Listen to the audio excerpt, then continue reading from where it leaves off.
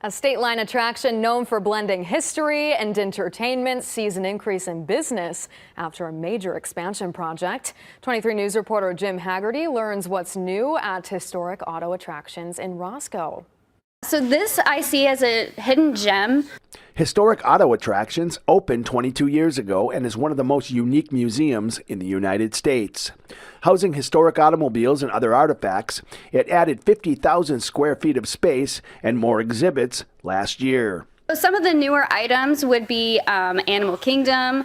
We have the 9/11 Memorial, which was just recently added. The now 87,000 square foot museum has even more to complement the world's largest collection of presidential and world leader limousines, and it sees about 80 visitors a day. We are booming, we are growing, we are headed in the right direction. The operation here started when owner Wayne Lensing mixed his passion for cars and history, and today it's truly a family affair.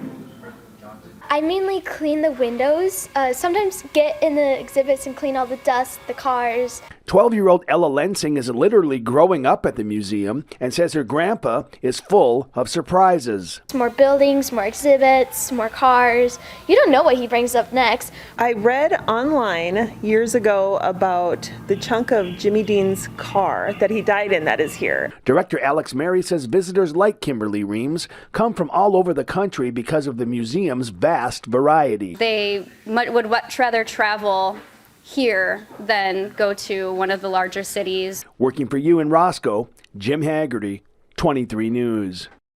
Notable displays at historic auto attractions include the squad car from the Andy Griffith Show, Elvis Presley's personal car, and one of the largest John F. Kennedy collections in the country. It's pretty amazing.